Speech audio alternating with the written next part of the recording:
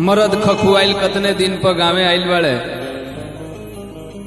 मेहरारू साथे जवन हादसा होता, मेहरारू कहती का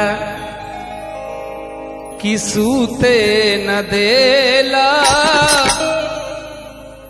जगवले रहेला, सूते न देला जगवले रहेला।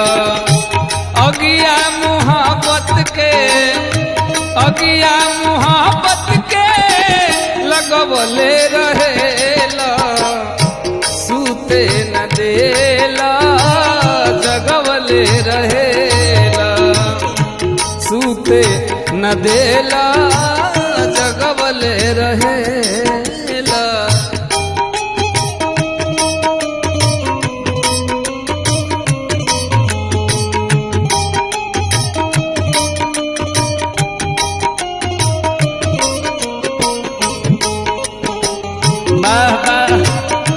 धन दिवाकर भैया धन।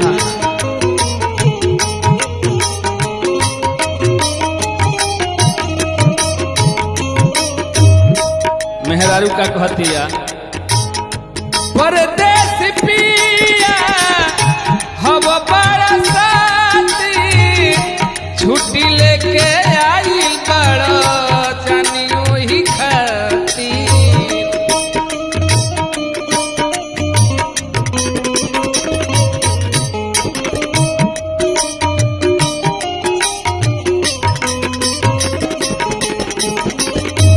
परदेश पिया हव बड़ा साथी, छुट्टी लेके आइल बड़ा जानी ओही खाती, छुट्टी लेके आइल बड़ा जानी ओही खाती।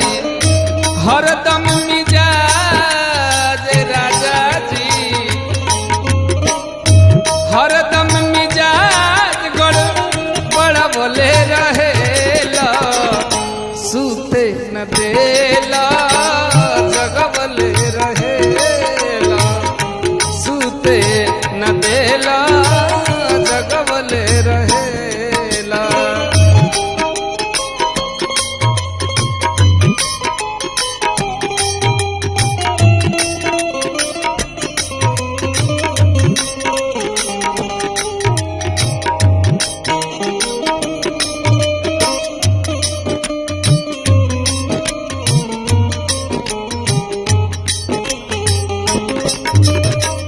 बाबा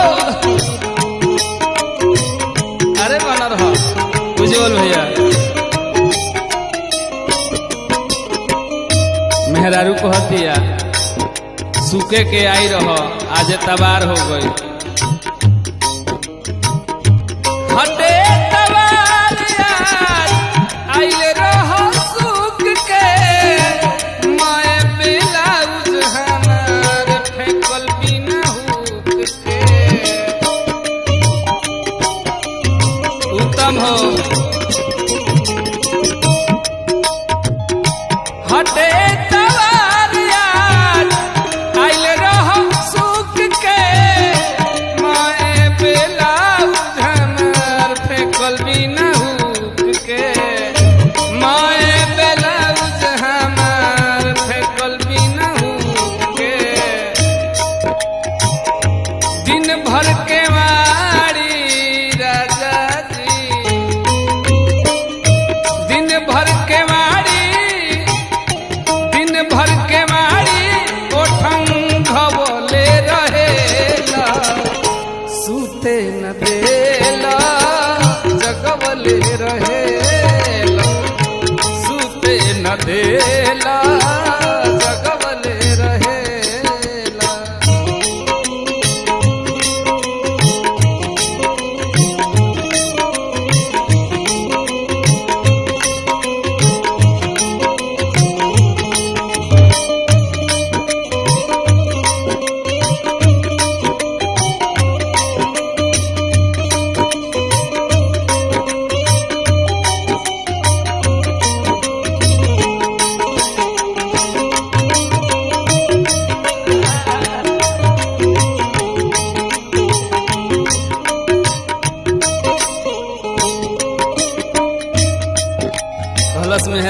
सब जोड़ ले बड़ो ए बलमुआ जोड़े ले पीछा हूँ के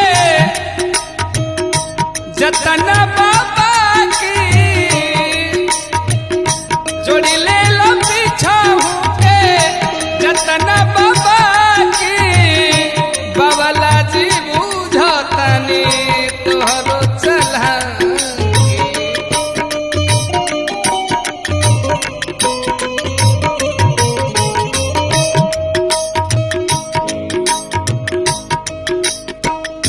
जोड़ी ले पीछा हूँ के जतना बाबा की उत्तम जी बुझतानी तोहरो चला की राजा जी बुझतानी तोहरो चला की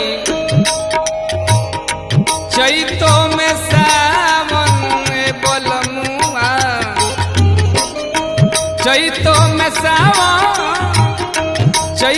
में सावन बर सबले रहेला सूते न देला जगवले रहेला सूते न देला जगवले रहेला अगिया मुहब्बत के